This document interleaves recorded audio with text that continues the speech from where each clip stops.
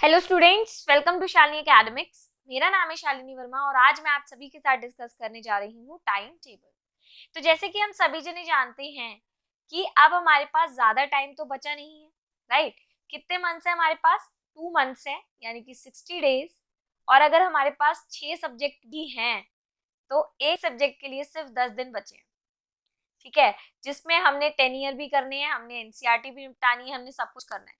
तो किस तरीके से हम मैनेज करें कि हमारा सब कुछ हो जाए, वो हम आज इस टाइम टेबल की वीडियो में डिस्कस करेंगे ताकि हम स्कोर कर पाए 95 प्लस। तो मैं आपसे रिक्वेस्ट करूंगी कि ये जो मेरी वीडियो है वो एंड तक देखें, ठीक है। चलिए शुरू करते हैं। सो बेटा, सबसे पहले आपके पास क्या होना चाहिए ना, आपके पास आपका एक गोल होना चाहिए कि आप एक कॉपी के पीछे ना लिख के रखो कि आपने बनना क्या है, ठीक है। और फिर अपने आप से ये भी बोलना कि आप उतनी मेहनत कर भी रहे हो जो आपने बनना है, ठीक है। अब आप डेली अपने सब्जेक्ट गोल बनाएंगे कि मैं कौन कौन से सब्जेक्ट उठाऊंगा या उठाऊंगी, ठीक है। और मैं ये कर लूंगा, ठीक है। हम क्या लिखेंगे कि हमने माना है ये कि हम इतना कर लेंगे, ठीक है। एक तरफ की ये करना है, ये करना है, ये करना है, ये करना है। फिर आप कंपेयर करना, उसको कंपेयर करना कि हमने कितना कर लिया। उससे ना आपको पता चलेगा कि आपने क्या सोचा था और आपने क्या करा है, ठीक है। ये बहुत जरूरी होता है कि आपका एक गोल होना चाहिए, ठीक है। ताकि आपको पता चले कि मेरे को अगर मेरे साइंस में 15 चैप्टर है तो मैं डेली अगर मैं एक एक निपटा रहा हूँ तो मेरा ये टारगेट था।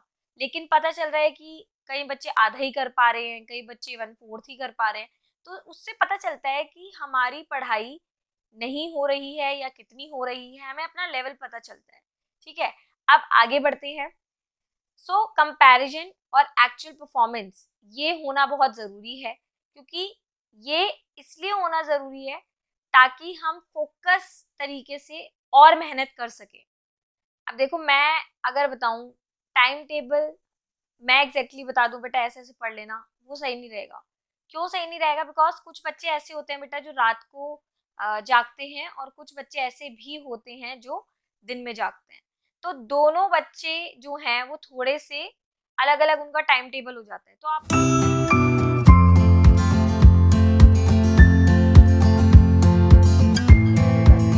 खुद देखो कि आप कितने बजे बैठोगे, ठीक है। और किस तरीके से आपकी स्ट्रैटेजी चलेंगी कि पहले आप कौन सा सब्जेक्ट लोगे, फिर कौन सा लोगे और फिर कौन सा लोगे, ठीक है। मेरे को ऐसा जनरली लगता है कि रात को ना मैथ्स बहुत अच्छी होती है, ठीक है। तो आप इस तरीके से रखिएगा अपना जो सब्जेक्ट है कि यार मेरे को सबसे ज्यादा ना जरूरत जो है, जो मैं बिल्कुल नहीं पढ़ रहा हूँ, आई गेस वो हिंदी नहीं पढ़ रहा हूँ, ठीक है। तो हिंदी को निपटाओ, ठीक है। बिकॉज सब जने इसको हल्के में ले लेते हैं, बल्कि मेरा मानना ये है कि आपको सारे ही सब्जेक्ट, ठीक है, 6 सब्जेक्ट आपकी परसेंटेज बढ़ाते हैं। और अगर आप एक भी सब्जेक्ट को अनदेखा कर देते हो ना, वो चीज बहुत गलत है। तो आपने क्या करना है, अपने हिंदी को भी फुल फोकस के साथ करना है, इसको छोड़ना नहीं है। अब हिंदी कर लिए, एक लैंग्वेज कर लिए, तो आप एक ऐसा सब्जेक्ट रखो जो थोड़ा इससे हम बोल सकते हैं टफ हो। जैसे हिंदी से टफ अगर मैं बोलूँ तो एसएसटी हम रख सकते हैं इसके बाद, ठीक है। एसएसटी के बाद हम क्या रख सकते हैं? एसएसटी के बाद हम रख सकते हैं, मान लीजिए आप रखना चाहते हैं इंग्लिश, रख लीजिए, ठीक है। तो ये जो गैप आ गया ना, आपने क्या करा, आपने एक लैंग्वेज ली, फिर आपने थोड़ा सा डिफिकल्ट सब्जेक्ट लिया विच इज एसएसटी, फिर दोबारा आपने लैंग्वेज ले ली।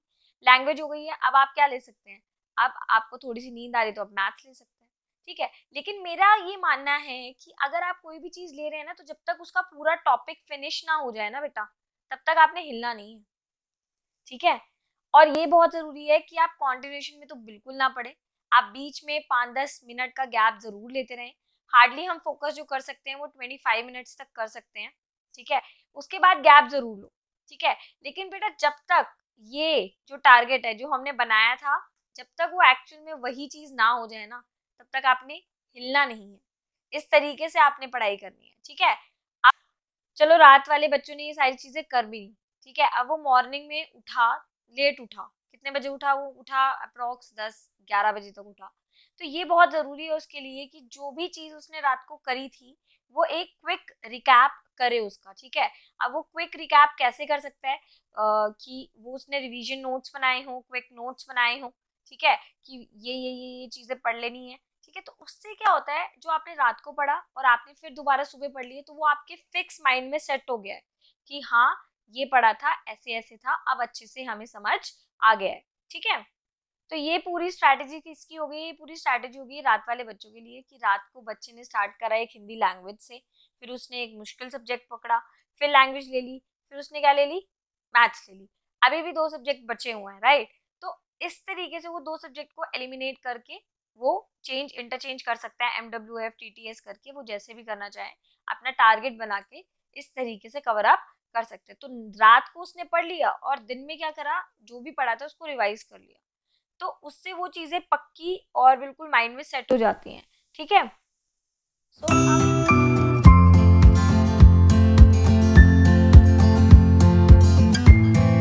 सो अब दिन वाले बच्चों के पास आ जाते हैं। तो जो दिन वाले बच्चे हैं बेटा, सपोज करो वो 6 बजे भी उठे सुबह मॉर्निंग में, ठीक है, वो सबसे पहले कैसे सब्जेक्ट लेंगे, वो ऐसे सब्जेक्ट लेंगे जिसमें लर्निंग वर्क होगा। बिकॉज पता है क्या होता है कि सुबह सुबह जो लर्निंग वर्क होता है वो काफी अच्छे से हो जाता है। वैसे तो मैं आपको कोशिश करने के लिए यही बोलूंगी कि आप 4 बजे उठो, बिकॉज जो 4 बजे पढ़ा हुआ होता है ना, वो कभी नहीं भूलता इंसान।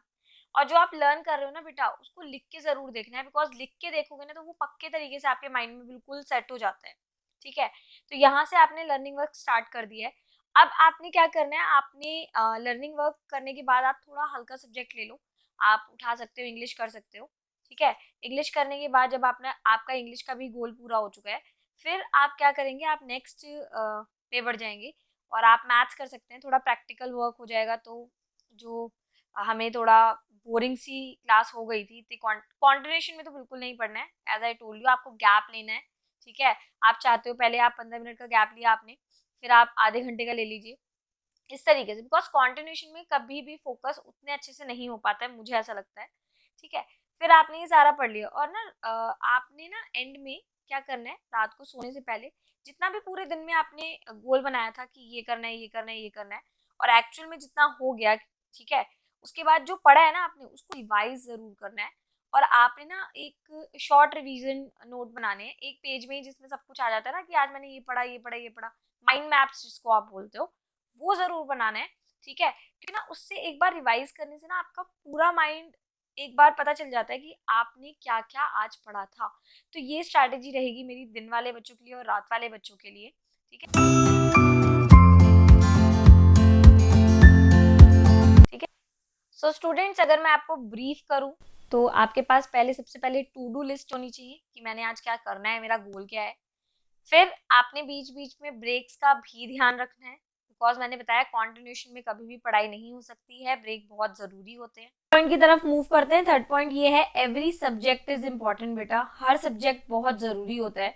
तो कई बच्चे जो निगलेक्ट कर रहे हैं हिंदी जैसे सब्जेक्ट को, आप इक्वली उसको टाइम दो, अपने अकॉर्डिंग देखो कि अगर आपको आज 3 सब्जेक्ट करने हैं तो अगले दिन 3 करो। और ये गोल कंपैरिजन जरूर होना चाहिए कि मैंने क्या बनाई थी लिस्ट और असलियत में मैंने क्या करा है, उसको उससे जब आप कंपैरिजन करोगे आपको अपनी रियलिटी का पता चलेगा।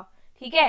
लास्ट पॉइंट है बेटा आपका माइंड मैप्स। माइंड मैप जरूर बनाना है रिव्यू करने के लिए कि आपको कितना आ गया है, ठीक है, क्या करा है आपने। ठीक है। इससे क्या होगा कि आपको पता चल जाएगा आपने आज क्या क्या पढ़ा था और आपकी रिवीजन प्रॉपर तरीके से हो जाएगी। तो इसी के साथ ये वीडियो मैं खत्म करती हूँ। अगर आपको मेरी वीडियो अच्छी लगी है, प्लीज मेरे चैनल को लाइक, सब्सक्राइब और शेयर करना ना भूलें और नीचे दिए गए बेल आइकन को भी प्रेस कर दें। Thank you.